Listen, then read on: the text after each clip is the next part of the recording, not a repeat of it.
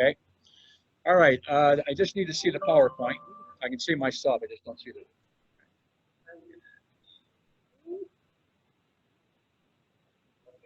Slide. Okay. Thank you. So I'm really not going to talk about finance. You know, there's some fundamental rules to finance, and you know, I never studied finance until I worked for Heinz for a number of years. The cash register shake building was developed and built by Heinz. And I worked for Heinz at that building. And somebody with Heinz, at that time I was studying mechanical engineering at Metro State. And somebody from Heinz came into town and said, "I have an engineering degree." I said, "Yeah." He said, "Well, you're already a chief and a regional chief with us. Multiple 50-story buildings under your wing. Why are you getting a mechanical engineering degree?" I said, "Well, I want to know it all. I want to know the book side, inside out." And this gentleman, who was a senior guy with Heinz, said, you know more about mechanical engineering than most design engineers do. You know nothing about finance. You know nothing about accounting. You know nothing about business." Hey, he was right up straight. This is a guy much smarter than me telling you. And I listened, and I agreed, and I switched my degree to finance. And I got my undergrad bachelor's degree in finance from Regis, and I got my master's at DU in real estate finance, because I knew nothing about it. Now I'm okay at it. Still not great. I'm a hard finance guy. I'm a technical guy.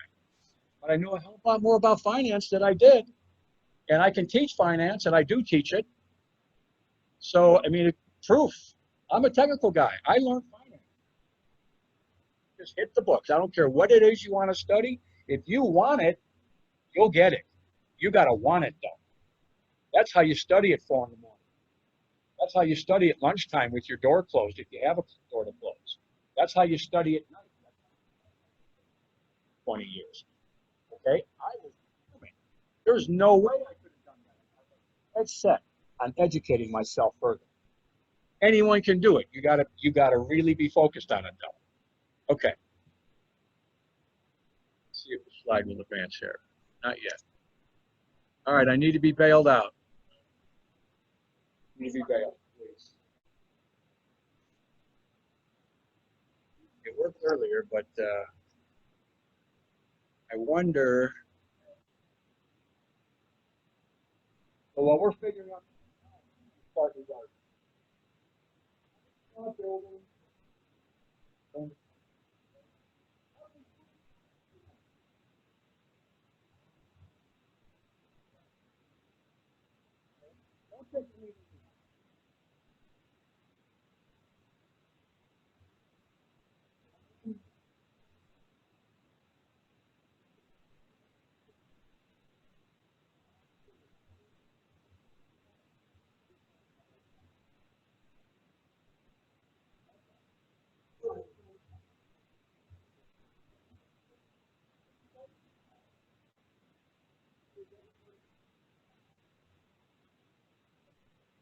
Percentages, 0 to 100%. Average is 60, 70%. Anybody under that is below average. What does that mean? Energy Star scores, 0 to 100 scale.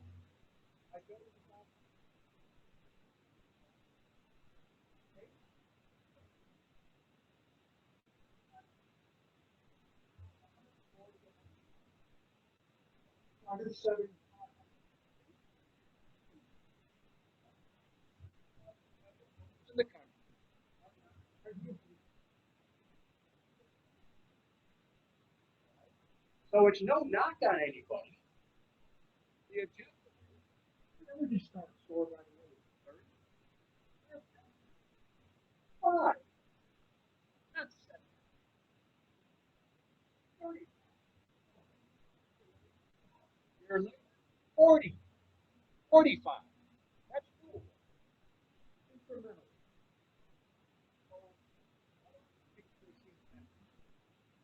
No luck yet? Okay. Step back. Okay. Oh, for people to see me. I'm sorry. I move around too much. My apologies.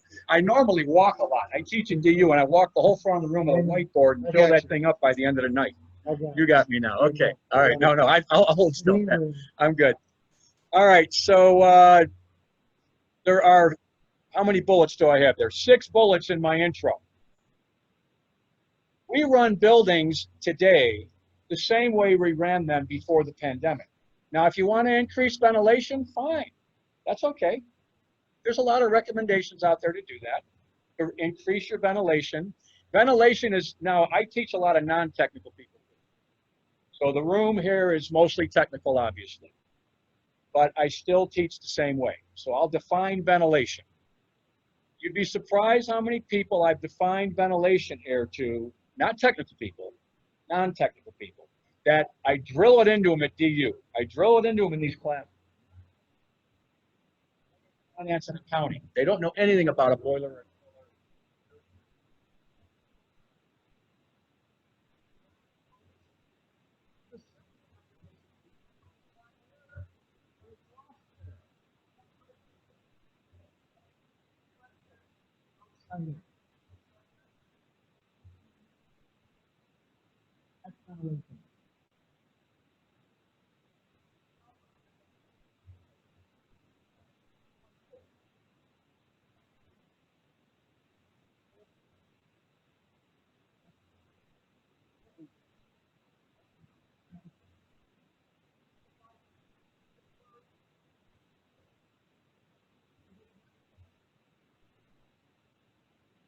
Everybody's in a panic. I keep forgetting about the camera.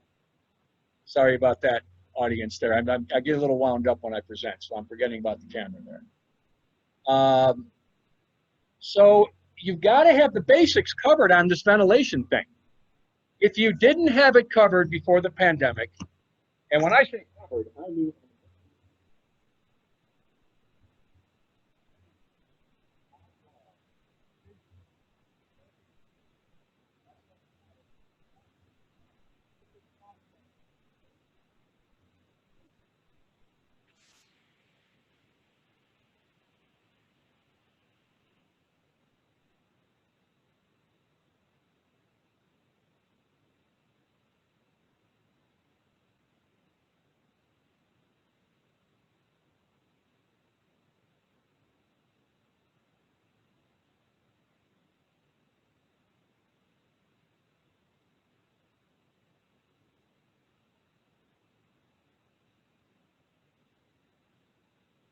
in law, if you're that individual, you can't use your company as a liability because you weren't that company. You're not line for that. Every building operation,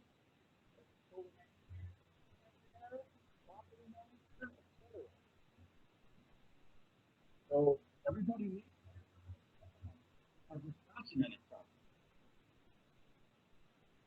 Let's see. And then you are sharing. They're having a hard time with audio again. Oh, are they? Okay. And I think they're hearing it through the computer. So Oh, they're hearing it through the computer. Yeah, Okay. I don't know why. Maybe I should take this one off. Yeah, so the mic on the computer, they'll hear that. Yeah.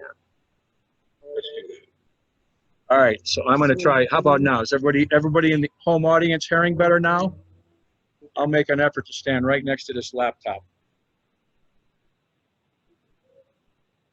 All right. They are? Okay, great. Okay, good. Sorry, guys. Yeah, we'll leave right there. That's perfect. Thank you.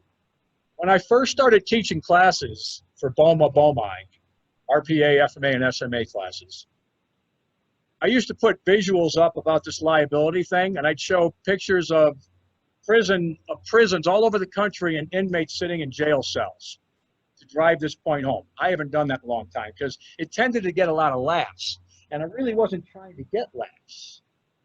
So I stopped doing it after about 3 or 4 presentations because I'm not trying to get a laugh out of this. But you don't want to be sitting in a jail cell because you don't have your ventilation meticulously monitored and documented, okay? I learned this decades ago to have this meticulously documented so that if you get sued for an indoor air quality related problem, if you get sued, your company, You're walking into court with boxes this high, I'm exaggerating, that high on a dolly, full of your documentation for your lawyer to represent you, and you're not going to have a problem. Matter of fact, you won't even end up walking into court when you have that kind of documentation. They'll settle it outside of court. You have no risk or very little risk at that point. Okay. So here's the bullets. Can you guys see this on your phones or screens or whatever? If not, I'm just going to keep talking about it. There's 6 bullets in the opening here. We need to get back to basics.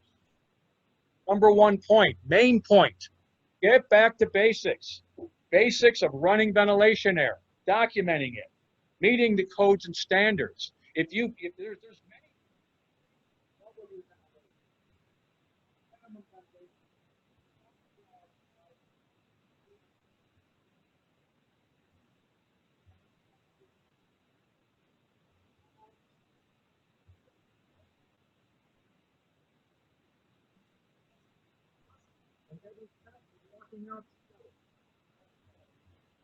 Air conditioning. You can't bring 100% of 115-degree air into a building. You can't do it. You have to run minimum. And ASHRAE has standards for what these minimums are.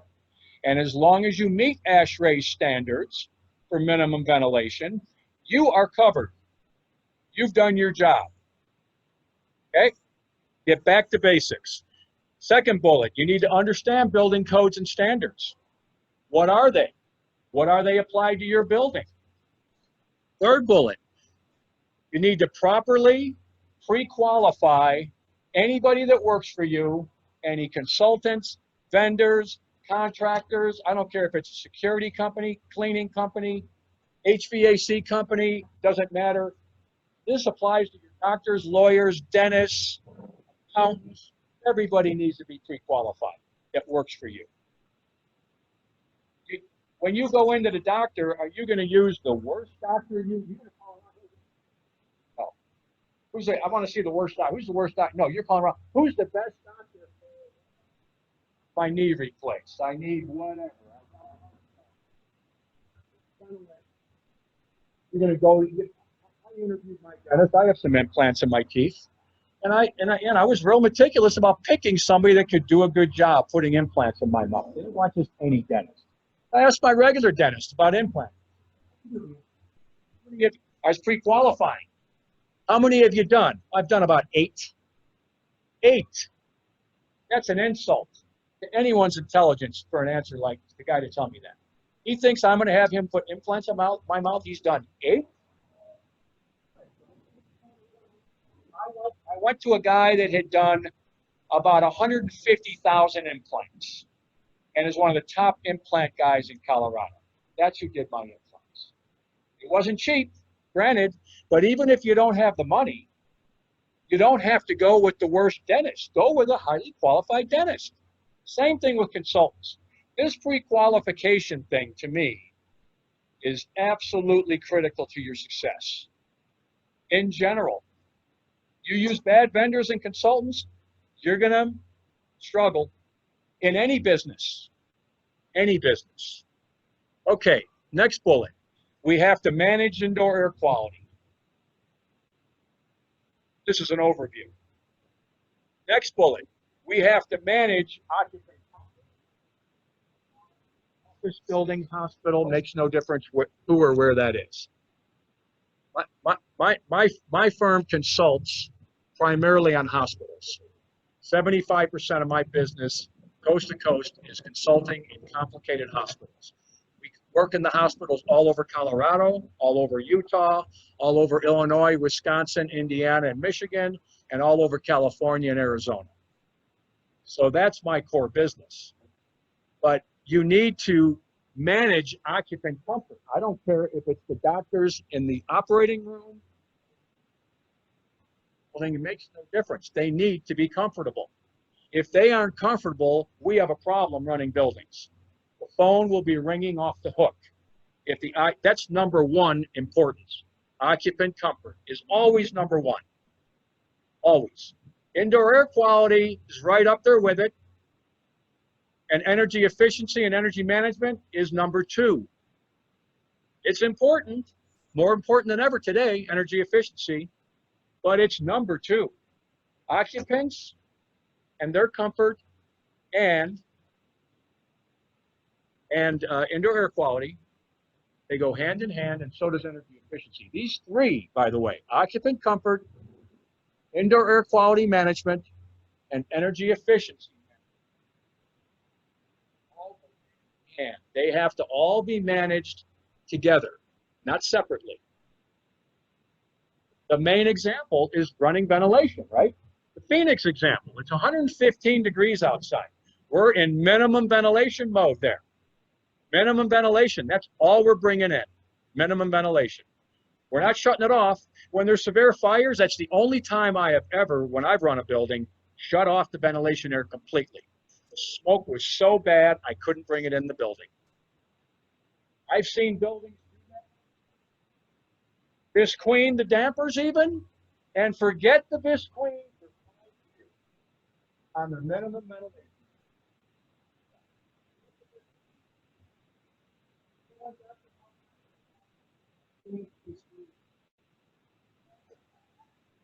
Okay, sorry. I got you. Okay, all right. Grab my shirt if I start walking.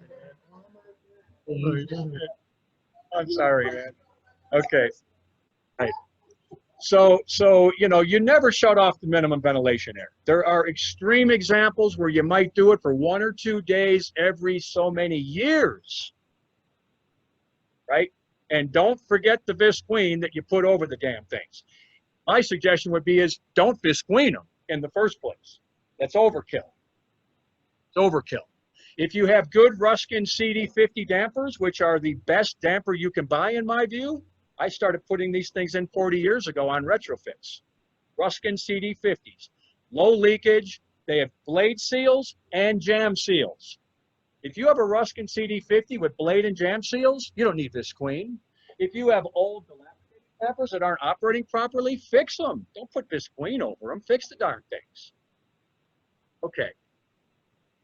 The last bullet is consider upgrades to your HVAC system as a last look issue, not as the first issue. Salespeople are coming out of the woodwork offering all sorts of technologies to deal with COVID. Nothing has proven yet to kill COVID in an HVAC system, okay? There's some promising technologies, but have they unequivocally been proven to kill COVID in an HVAC system? Some have been tested with COVID in a Petri dish, with air blowing over a Petri dish. That is not a building. That's a Petri dish in a laboratory. Controlled condition. Killing COVID with whatever technology, COVID in a Petri dish.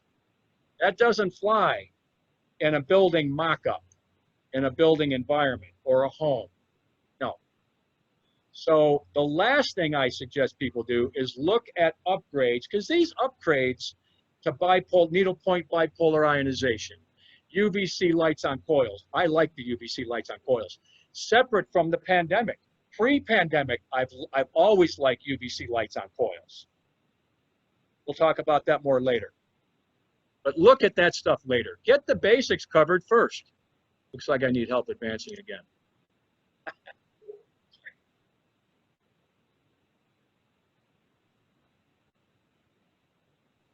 There it goes. Okay. All right, so here we go. Cover the basics of HVAC first. My first bullet on this slide. Don't get lost assessing upgrades right now. Don't worry about upgrades right now. My own opinion. These are my opinions. Okay? I didn't read this in a book. I didn't have some manual say, Joe, tell everybody do. No, this is 40 years of experience, more than 40 years. I'm 64 this year. So it's more than 40 years of good experience. I'm just telling you what I think, okay? Don't get the cart in front of the horse. Get your operation in order. Your existing operation in order. Get out the sequence of operations in the original design. Review those sequences of operation. Are you still using those sequences of operations? Or have they been modified? For good reason have they been modified? And therefore updated in writing the sequence of operations. This is fundamental Operations. Get that stuff in order. Evaluate your current and basic HVAC operations. Evaluate all that. Make sure you've got it together. I already talked about the sequence of operations. Evaluate your HVAC maintenance practices. One of the most important fundamentals in HVAC maintenance in my book is making sure that the condensate pans under the chill water coils are meticulously cleaned on a regular basis. Things like to grow in the corners of these pans. You can't see the corners sometimes. They're underneath a big coil. 8-pass coil in a big building is that deep. Kind of hard to get underneath that 8-pass coil on that condensate pan and make sure all the algae and crud and nasty stuff underneath there is killed and gone and not there. That's a fundamental. It's often not done properly. 10% bleach, 90% water, very non-corrosive solution, not 50-50, too corrosive condensate pans. 50% bleach, 50% water. 10%, maybe 20% bleach, 80 to 90% water on a sponge, on a cleaning device, into the corners, cleaned more than once a year. Quarterly is ideal. And that's physical labor. Yes, somebody's going in there and doing this. All condensate pans. The filters, that's a no-brainer. We'll talk about that later. Obviously, you're going to change filters. But clean those condensate pans meticulously, often overlooked. I'd say 80% buildings I walk through, and I'm walking through buildings every week, 80% of the time it's not done. It hasn't been done in years. 80% of the buildings that we walk through. And I've been doing this, as I said, 40 years. That's been the case for 40 straight years now. Still the case today. 80% of the condensate pans are nasty. And there's corners that are nasty. Maybe some of the areas I can see well are good, but if we have areas that aren't, that's in the airstream. That's airborne into the ductwork now. That's why they have to be meticulously cleaned. All right, my last point here. We're really trying to protect building owners, building occupants, and ourselves. The liability here. We want to protect the occupants because they're the ones that are going to sue you, right? You've got to be thinking of their best interests. You have to protect the occupants of your facilities. You have an obligation to do that. To them, they're leasing space. You have an obligation to keep them safe. Okay? And then that keeps you safe from a lawsuit. It keeps your building owners safe from a lawsuit. Parallel path at the bottom of this slide. How am I doing on time, by the way? How much time do I have left? I'm just curious. Good, okay. So a parallel path issue here that goes hand in hand with everything I just talked about. For those that can see the PowerPoint. Study courses. I can't say this enough. I cannot say this enough. I don't care how old you are. You don't stop. I'm still studying. I'm still taking courses, okay? It's not me bragging. It's not my ego. It's my thing. I firmly believe in it. You know how fast knowledge gets out of date today? Artificial intelligence and machine learning. Just those two key points. That's such a hot topic now. Study that. Study intro to computer science. I've been telling building engineers and chiefs for about the last 5 years to study computer science. Intro. Go to the bookstore or Amazon, get Computer Science for Dummies. Start there. Read it. Understand it. These buildings are going to get so automated. You think they're automated now. They're going to be so automated, okay? I'm encouraging more women and more minorities to come into this industry. We need a wide variety of people in this industry now. I can see all sorts of techie people in the operating, not the operating rooms of a hospital, the operations centers of buildings. On the keyboard, computer science, artificial intelligence, machine learning, okay, chiller, boiler, all right, that's optimized, okay, that's optimized. This is where this is going. I don't care how old you are, I don't care if you have gray hair, no hair, whatever. Study this stuff now. Get ahead of it. Don't wait. Start studying it now, then get it ingrained over the years, and you will keep up. We know there's going to be less operating staff in buildings over the next 20 years. We're going to have driverless cars, for crying out loud, at some point. Driverless cars. Do you think that's a complicated issue they're trying to figure out?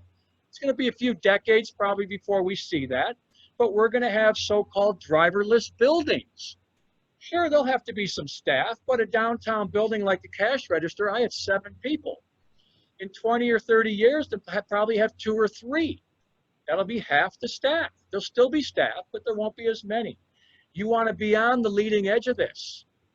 Even if you're close to retirement, you never know. You never know with retirement. You got to stay sharp. You might come out of retirement. Okay. Understanding building codes and standards. That's the next topic here. So we've got building codes and we have building standards. Standards are not codes. That's why they're called building standards. They are not code. They are only code when the building code points to them. So ASHRAE is the big standards we deal with in HVAC, right? American Society for Heating, Refrigerating, and Air Conditioning Engineers. The ASHRAE standards are critically important to what we do. The codes point to them and say, follow ASHRAE 62, follow ASHRAE 90. There are hundreds of ASHRAE standards. We're talking about 3 or 4 or 5 of them today. There are hundreds. This is very, very in-depth, these standards. They are not codes till the international code, International Energy Conservation Code, which is what Denver follows, or the International Building Code, which Denver also follows. Those codes reference the ASHRAE standards heavily. And when they reference the standard is now code. Standard is now code. Okay. Then we have the local amendments to the codes.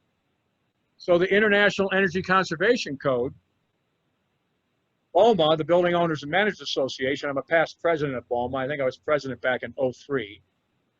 BOMA to this day asked me to represent them on any kind of heavy technical type topics. And so I was involved in helping review some of the, with some other BOMA folks, some of the International Energy Conservation Codes and the amendment book that the cities all love to do. It's a little crazy when you think about the intent of a building code, right? The International Energy Conservation Code was a lot of really smart people wrote that, and these cities love to amend it. I understand it. There's a lot of politics. There's a lot going on there. The amendment book can be as thick as the darn code book. You can tell by my expressions, it's a little frustrating because now we have to read the International Energy Conservation Code, and now I have to read the amendment book and go between the amendment book and the code book and cross-reference. Okay, code says this, now the amendment says, oh my goodness. And that it drives you nuts. That's how it works. City of Chicago for years, they had their own code book, literally 5 inches in a 3-ring binder, 5 inches. So then in Denver, we used to have when I started out, Denver code was 3-4 inches thick. There was no standard code Denver. Denver had their own code with no amendments. That was the code book in the old days for Denver. Then when these international codes came out, the cities, Chicago and Denver in that example, love their old code books. Now they have a lot of good reasons because of the climate, the arid climate here. Sure, there's some differences between that you need to amend it for. I understand that. Then you have a lot of smoke control stuff. The fire codes often get amended for meticulous smoke control that Denver fire might have versus Chicago fire or Seattle fire. All that stuff is subject to amendment. That makes sense. To some degree, that makes sense. But you got to understand the codes. You have to own these codes. You have to buy these codes. You have to have the amendment books, and you have to understand them because they're still very subject to interpretation. Most codes are subject to some level of interpretation. Okay. We talked about ASHRAE. I put the 4 most important standards, ASHRAE standards, in my PowerPoint here. Number 1, ASHRAE 62.1, the ventilation standard. You've got to be on top of ASHRAE 62 today with this pandemic. Not optional. You have 0 options. You need to abide by, and let's just say, and then it gets into a definition of what version of 62, ASHRAE 62. It comes out every 3 years with a new version. Most of the ASHRAE standards update every 3 years.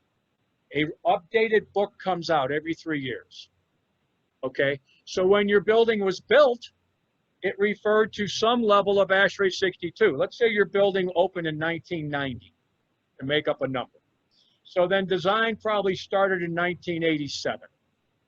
So then in 1987, the ASHRAE 62 standard was probably an 82 or 3 version, somewhere in that range. So that's what the building was built for, 1982 version of ASHRAE 62.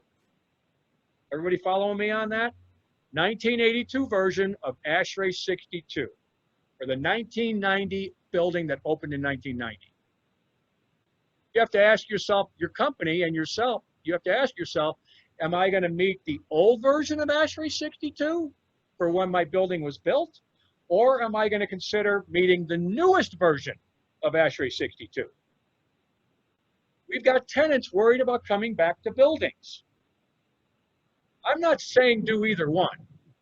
That's a personal decision, a company strategic decision if you want to start following a newer version. Before you do that, you better read the newer version and see if you can even comply with the darn thing. Don't get crazy trying to comply with new versions of these standards if your building can't meet it. With ventilation, many buildings have dedicated outside air systems. They don't have a full 100% outside air economizer. A lot of the downtown buildings have full 100% outside air economizer.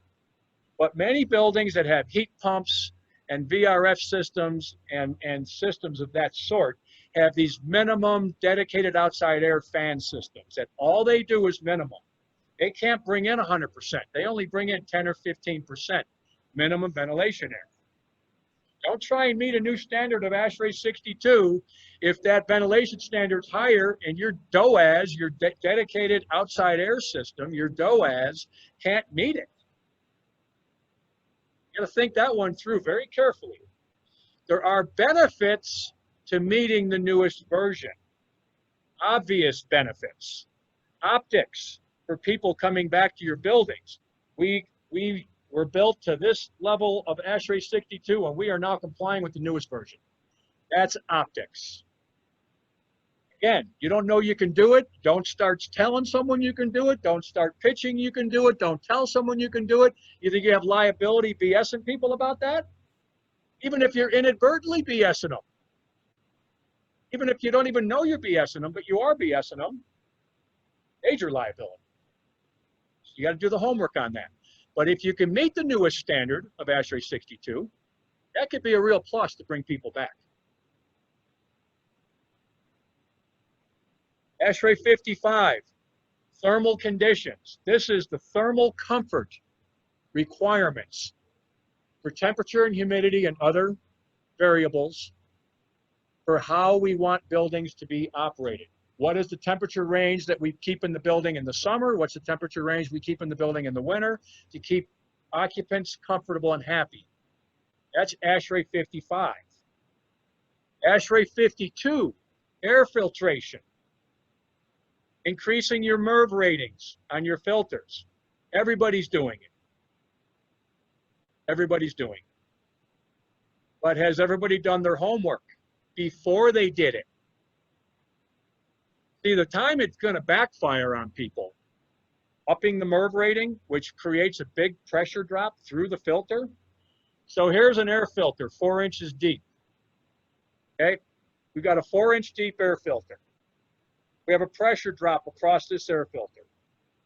On this side, the pressure, we're going to make up a number, 1.5 inches of static on this side of the filter, and then on the other side, we're going to have a drop. It's going to drop from 1.5 inches.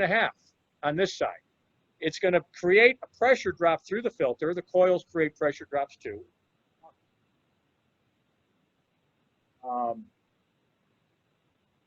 pressure drop with a MERV 13 is significant. And you're not going to know you have a problem with less airflow to your building until your occupancy comes all the way back up. So I'm going to give you the 30-story building example. We have a 30-story building with the main fans on the 30th floor and the chillers on the 30th floor. Main fans on 30. We also have main fans down on the lobby level. So we have main fans on 1, we have main fans on 30. They feed to the middle of the building and the shafts split in the middle. At the 15th or 16th floor, those supply shafts and return shafts split in the middle. These fans up top feed down to 16. These fans down on 1 feed up to 15.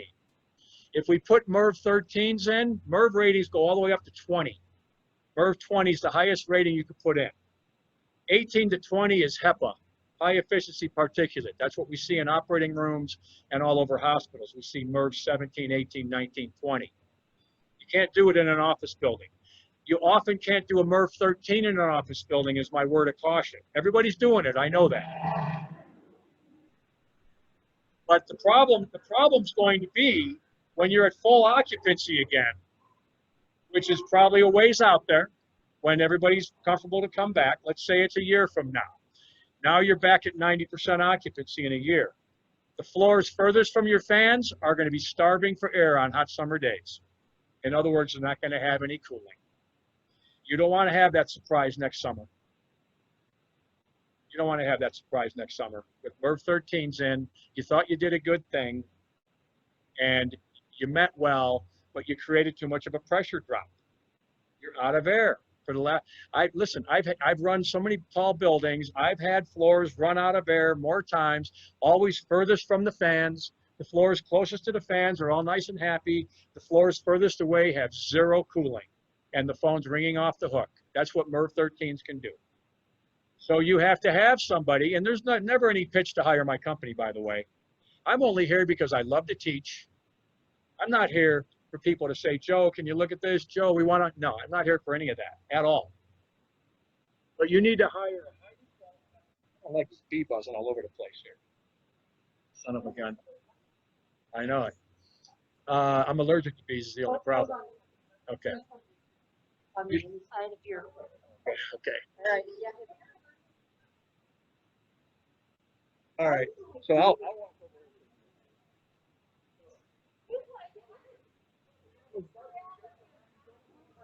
here. Okay. Thank you. Thank you. Thank you. There we go. All right. Okay. We'll do a new venue here. So let's see. Where was I? Somebody remind me where I was, if you could. Oh, I love to teach. I'm only here because I love to teach. I love to talk. I love buildings. I mean, I love buildings. I love this business. I love the technical side of buildings. I mean, I'm very passionate about it. So you need to be on top of these ASHRAE standards. You need to be careful about putting in MERV 13s. You need to check the fan curve and the coil capacities of your equipment to see if they can handle MERV 13s. Fan curves for the air side, coil capacities for the BTU chiller boiler side. That has to be carefully checked in advance of putting in MERV 13s. If you've already put them in, fine. Then do that research and do that homework now. Have an engineer of record, a professional engineer, do that for you, a highly qualified one. This may not be, you know, there's different levels of design engineers out there. We have kind of that top tier that are a little more expensive. That's probably warranted right now. You don't want to get this wrong. There's no room for error during a pandemic. There's no room for error with this stuff. Hire somebody highly qualified to do that. Okay, properly pre-qualified consultants and vendors. Here we go. Honest to God, I talk about this every day. I have all these clients. I'm on video calls, whatever. I'm all over Colorado driving, seeing clients. Stanford University is one of my largest clients, Palo Alto. And if you think Stanford University is picky and meticulous about how they do things, yes, they are. They're Stanford University, right? These guys and gals at Stanford, so meticulously, they bring in the best from all over the world and all over the country to work there. My company's based here. I have Colorado staff flying into Stanford. I have 3 people at Stanford from Colorado right now, working at Stanford right now. They bring in the best of the best from all over the country because they want to only work with the best. That is meticulous pre-qualifying. Very meticulous. Researcher options. The way, when I was a chief and a regional chief and all that, I would call all the different other chiefs of the big buildings. Hey, Pat, who you using for your cooling towers for this? Hey, Paul, who you using for the air handlers for that? Who's doing the coatings on your tube sheets? Where you buying your sacrificial anodes? What kind of sacrificial anodes? Are you using zinc or magnesium? Why are you using zinc? Why not magnesium? You know, all this stuff, talking to all your peers. This is how we find out who's the best. This is how we also find out who's not the best. Hey, you call it, who you using to replace your roof? Well, I used these people, and boy, they did a terrible job. Those companies get blackballed rather quickly, right? This is one way we pre-qualify. Call all your friends, but call your friends you know that do the best job too. Don't call your friend that's running a building that has a subpar building. Call somebody that's got an above average building operation and ask them who they're using. Find out who they're using. Let's see, look at credentials, my 4th bullet there. How do we pre-qualify? I want to see a lot of credentials. Just like I asked my dentist, how many implants have you done? You've done 8? That's absurd. Hey, that's just absurd. And thought I was going to have him do my implant. I needed 8. So I'm going to be the next 8 that he does. No. I never went back. I had been going to him for about 7 years. I never went back to see him ever again. That was so appalling to me for him to say that I never went back even to get my teeth cleaned. I just switched dentists. Completely pre-qualified him out. Use request for qualifications. You have to develop this. You can find these things online. They're all over the place. RFQ for a chiller, RFQ for hiring a maintenance company, RFQ for, these things are all over the internet. There's your start. Start there. But make sure that you didn't get one from somebody that didn't know what they were writing on the internet. So you got to be careful about that. With the internet in general. 50, 60, 70% of everything written on the internet is completely wrong. And it's some experts got a web page. You got to watch out for that stuff real carefully. So you go to reputable sources, develop an RFQ for whatever you're trying to hire. 1 page. An RFQ doesn't need to be 50 pages. You'll never do that. You don't have time for that. 1 page RFQ, you write it for hiring a cleaning company, HVAC service company, for buying air filters from an air filter supply company. I don't care what the service is. You should be doing some level of RFQing, I call it. I've single sourced a lot of stuff over my career. I've single sourced all sorts of stuff.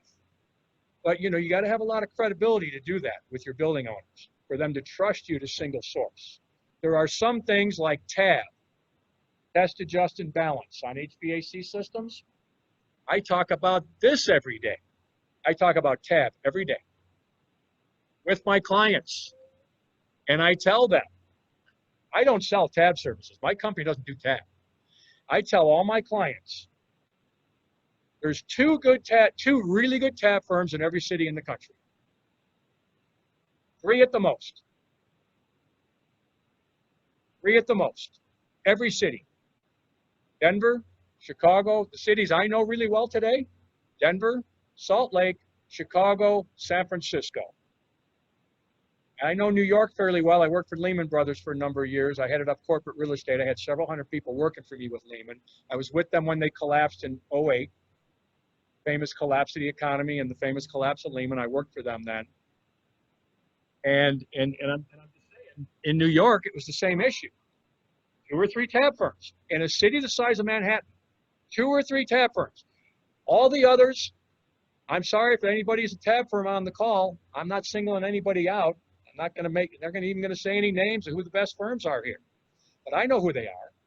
We keep a running list for 4 cities, Chicago, Denver, Salt Lake, San Francisco, and we give it to my clients. And we've developed it, and my company has pre-qualified these tab firms, meticulously pre-qualified them.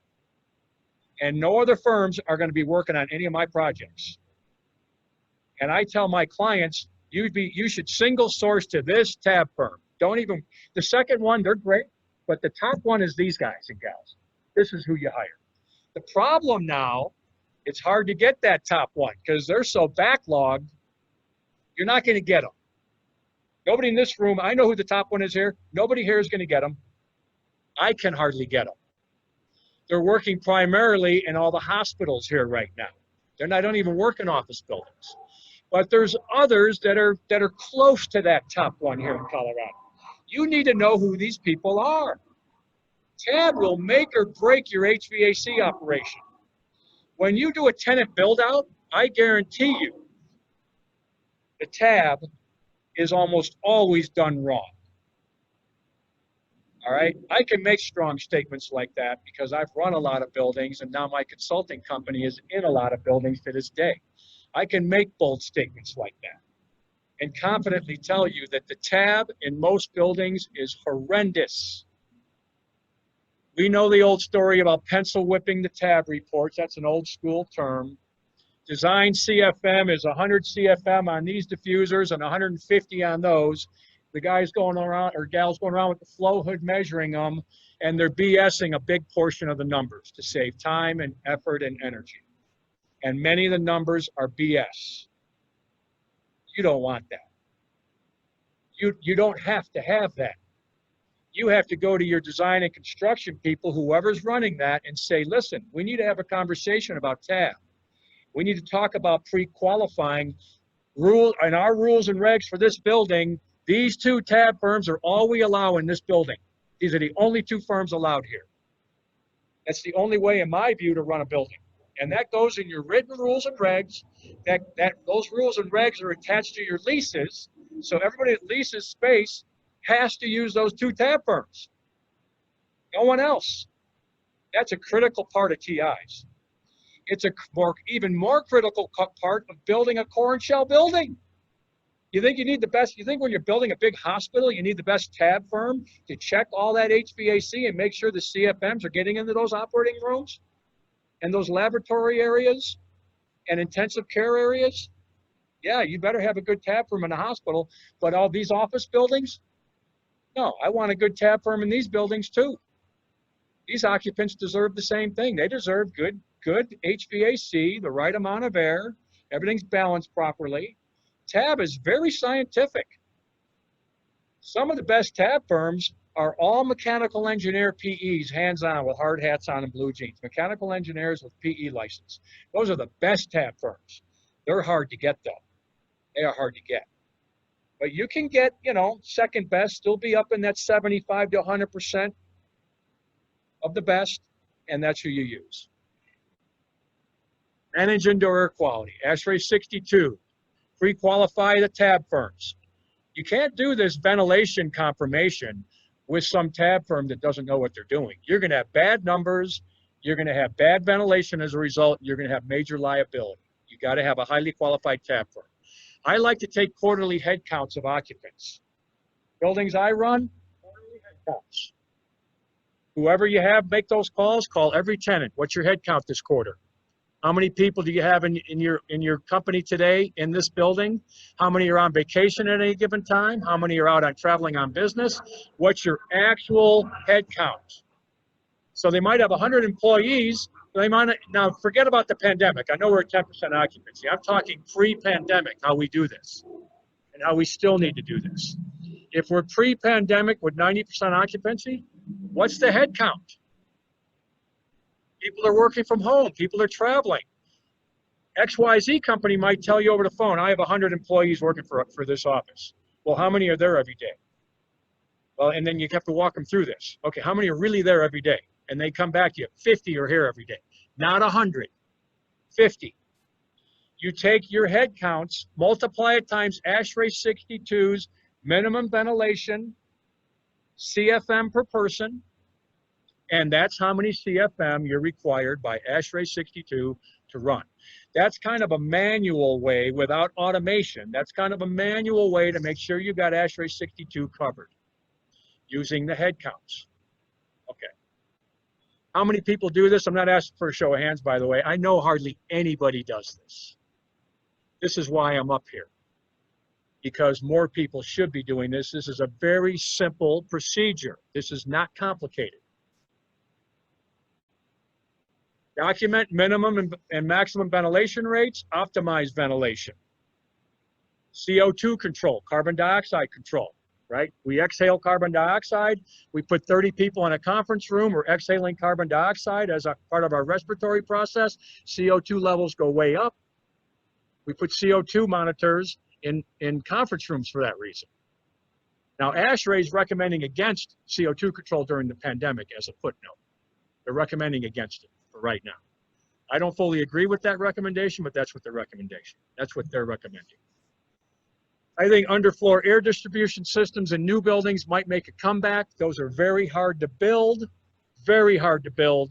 Many of them don't work properly, but the design and the idea behind underfloor air, supply air is a good idea. It's just often not built well, and many of the buildings that do have it don't work very well. It's very hard to build an underfloor air distribution system properly. Skip that one. Okay, we have to manage indoor air quality, occupant comfort, and energy efficiency. I've already talked about some of this, so I'm probably going to skip over most of this. I think I already talked about all this. Yep.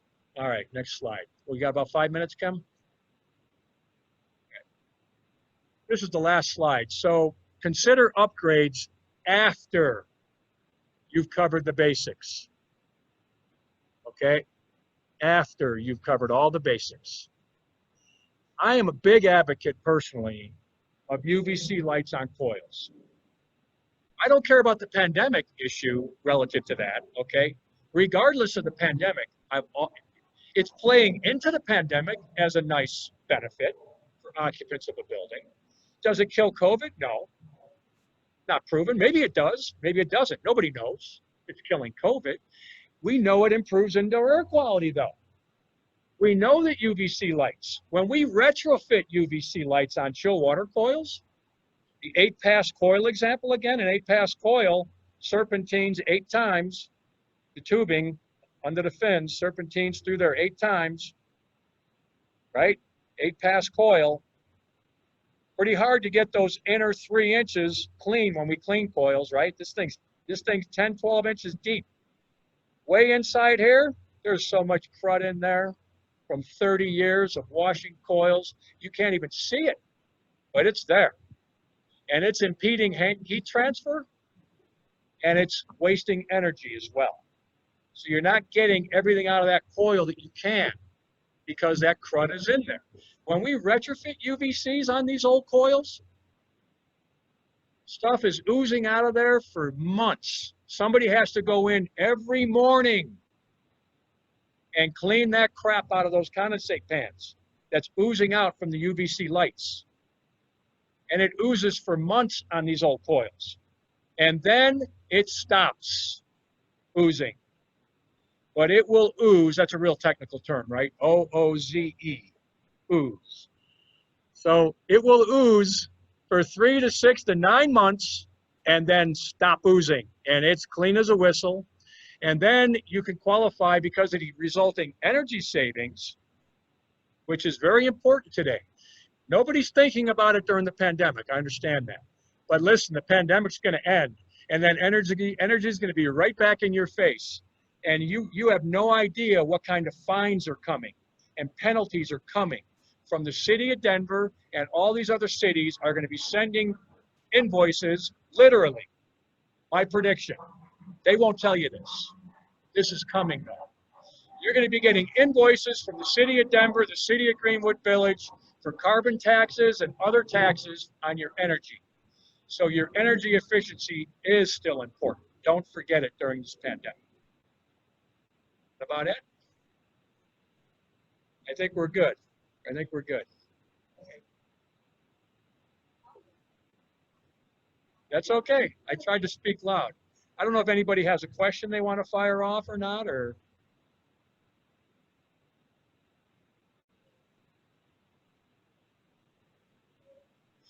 I have no idea. We work on bipolar ionization in many hospitals. Many of the air handlers in the hospitals that we work on have that system. It's not proven to kill COVID, number one. I know that there are office buildings considering that upgrade. It's extremely expensive. Again, I think you got to cover the basics first.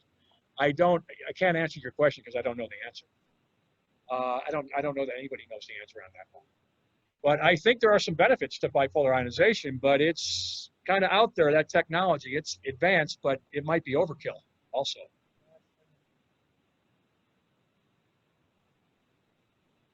Right.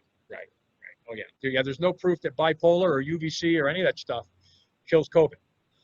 I know from experience with UVC what it does. It cleans the coils, and then it keeps them clean. And that's an improvement. Not just on energy, but on indoor air quality. That's an improvement. It's proven itself. Well, yeah, there's other ways you can do germicidal UVC at a high level up at return grills. There's other ways to use UVC in the space that, this stuff gets fairly complicated. But yeah, there's a lot of applications for UVC.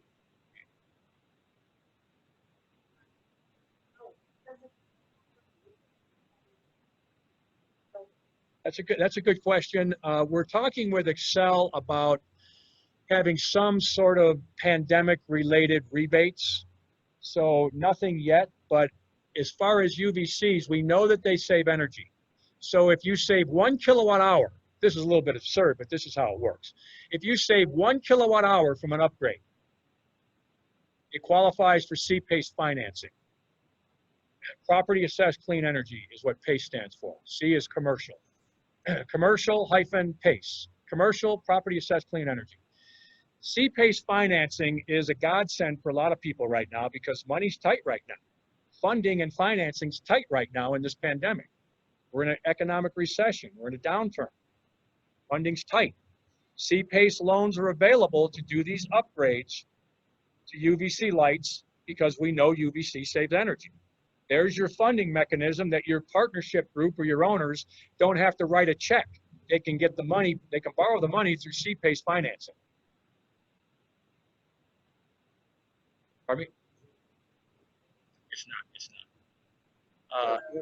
Oh, okay. So my email address is, I didn't put it on the slide, is jhavey, H-A-V as in Victor, E-Y at ecube.com. And if you Google our website, ecube.com, you can see all about, my company.